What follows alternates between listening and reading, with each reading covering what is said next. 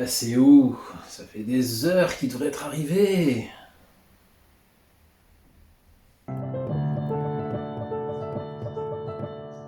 Pour la première fois, enfin, les jeux ne sont plus couplés à une exposition universelle et deviennent un événement à part entière. Ces jeux de 1912 sont aussi les premiers où l'universalité des jeux devient une réalité, puisque pour la première fois également, les 5 continents sont représentés. Coubertin voulait que les jeux modernes intègrent, comme les jeux antiques, des disciplines artistiques. Les jeux antiques étaient l'occasion de voir s'affronter poètes ou acteurs de théâtre au cours de joutes artistiques. En 1908, à Londres, le baron avait échoué à imposer cette idée. En 1912, enfin, il réussit à faire inclure au programme des jeux les jeux artistiques. Les participants à ces épreuves devront réaliser des œuvres inspirées par le sport dans 5 catégories. Architecture, littérature, musique, peinture et sculpture. Ça commence mal parce que seuls 35 artistes vont finalement s'inscrire à ces joutes artistiques. Parmi ces 35 artistes, un duo va impressionner le jury de littérature. Ce duo a pour nom Orod et Eschbach. Ils composent un poème en prose bilingue, français-allemand, de 9 strophes, intitulé L'Ode au sport. La dernière strophe se termine par « Ô sport, tu es la paix, tu établis des rapports heureux entre les peuples ». Le texte décroche la médaille d'or. Les auteurs ont parfaitement compris l'esprit des Jeux Olympiques pour le jury, un appel à la paix et à la fraternité par le sport.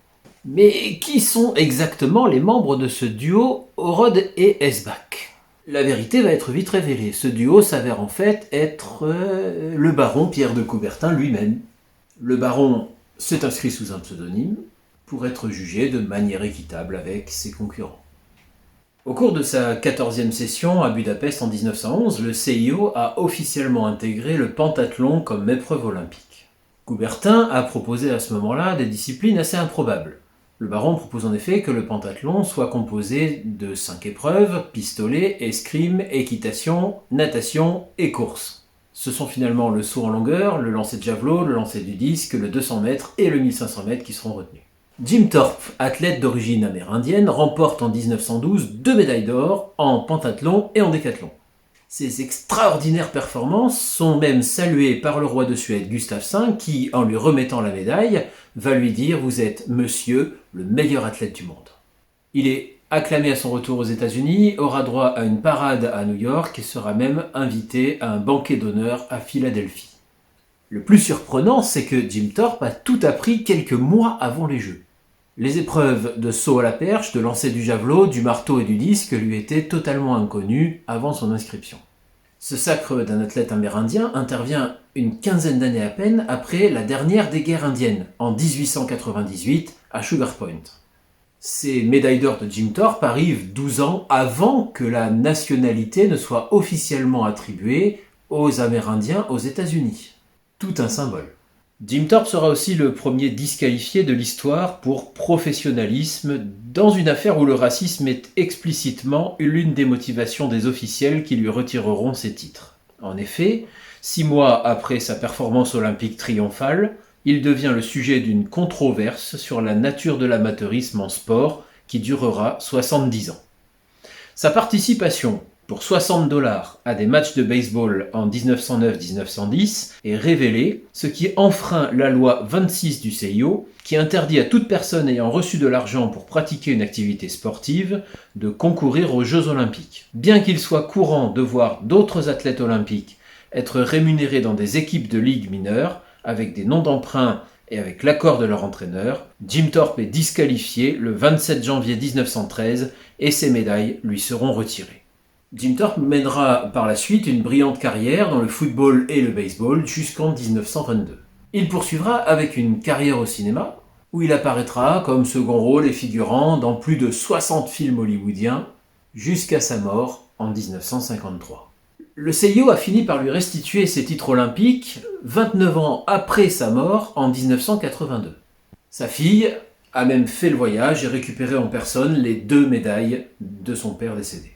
En 2012, le magazine ABC Sport a publié une enquête dans laquelle elle a désigné Jim Thorpe comme meilleur athlète du XXe siècle.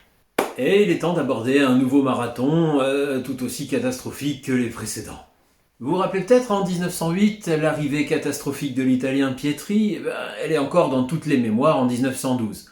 Le comité d'organisation suédois a absolument tout fait pour éviter un nouveau fiasco identique. Chaque concurrent a dû fournir un certificat médical. Des postes de secours ont été positionnés tout au long du parcours avec des équipes mobiles médicales et des ambulances. Les routes ont été balayées et arrosées pour éviter qu'un coureur comme Garcia en 1904 ne s'étouffe avec la poussière.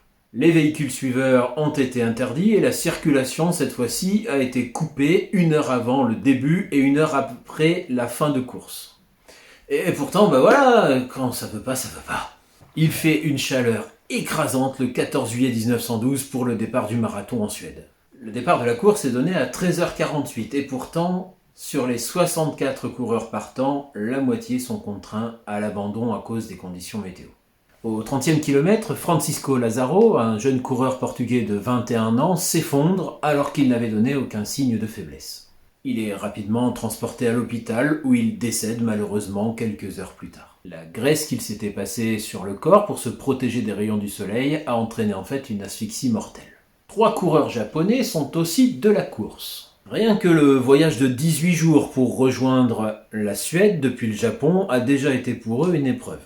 Shizuo Kanakuri est le premier japonais de l'histoire à participer au marathon. À l'arrivée du coureur norvégien Ole Olsen, tout le monde est persuadé qu'il n'est pas le dernier arrivé puisque le japonais manque toujours à l'appel. Tout le monde se met à attendre. Public, organisateurs, officiels, personne n'arrive. On compte et on recompte les abandons, les officiels refont tout le trajet du marathon en sens inverse. Aucune trace du japonais. L'athlète a disparu. La police enquête. On ne trouve rien, un appel à témoins est même lancé, sans résultat. Kanakuri a disparu. Et puis ensuite, l'histoire sera oubliée. En 1962, des journalistes enquêtent au Japon et retrouvent Shizuo Kanakuri devenu professeur de géographie à Tanama. Kanakuri s'explique. Épuisé, il ne pensait qu'à abandonner à partir du 30e kilomètre. Un couple qui observait la course, confortablement installé sur le seuil de sa maison, sirotant un jus de fruits, voit Kanakuri s'arrêter et demander qu'on lui serve un verre. Le voyant très fatigué, les 2 Suédois lui proposent en plus du verre l'hospitalité et l'invitent à s'allonger quelques minutes. Il s'allonge à 16h et se réveille le lundi matin. Ses hôtes l'ont laissé dormir. Il a donc enfilé les vêtements offerts par le couple, qui lui a aussi payé un billet de train, et est rentré dans la plus grande discrétion au Japon, couvert d'une honte absolue de devoir raconter son histoire. En 1967, alors âgé de 76 ans, Kanakuri est revenu en Suède pour terminer sa course. Il a fini à Stockholm, au petit trot, la distance qui l'a obsédé toute sa vie. C'est donc un marathon qui s'achève, après 54 ans de course, 8 mois, 6 jours, 8 heures, 32 minutes, 20 secondes et 3 dixièmes. Bon, il est temps d'aborder ensemble les débuts du football comme discipline olympique. Avant cela, il est nécessaire d'aborder les tensions entre Russie, Finlande et Allemagne pour comprendre le contexte des matchs que nous allons présenter.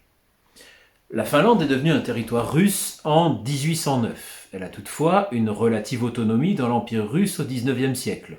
La constitution, la législation finlandaise ont été conservées, il n'y a pas de conscription pour les armées du tsar, le produit des impôts est utilisé en Finlande. Depuis 1899, les relations se sont tendues avec une campagne de russification de la Finlande et la suspension du pouvoir législatif de l'Assemblée finlandaise.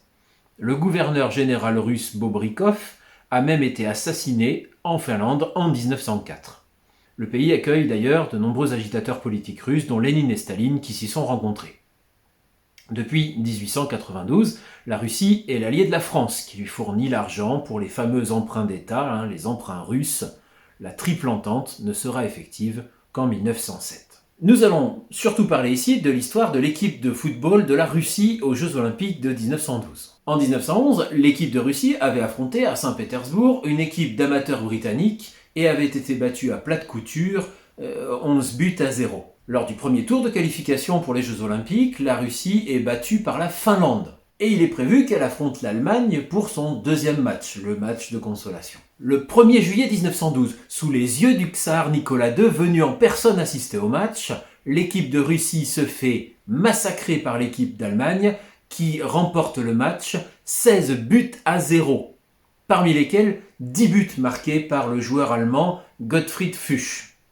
Ce record absolu ne sera battu qu'en 2001. Vexé de cette défaite catastrophique, le tsar Nicolas II refuse catégoriquement de payer aux joueurs les billets de retour en Russie. Ils seront obligés de les payer de leur poche. Et vous croyez que c'est fini ? Ben non, parce que de retour en Russie, l'équipe de Russie va continuer à perdre match après match. Elle affronte la Hongrie le 12 juillet 1912, match perdu 0-9. 2 jours plus tard a lieu le match retour, qui est lui aussi perdu, 12-0. Et depuis 1912, il y a une blague qui circule en Russie qui dit que en Russie, tout le monde sait jouer au football, sauf les joueurs de l'équipe nationale. Voilà, cet épisode est maintenant terminé. Je vous remercie de m'avoir écouté et je vous dis à très bientôt pour un épisode un petit peu spécial qui sera consacré au lien entre sport et Première Guerre mondiale.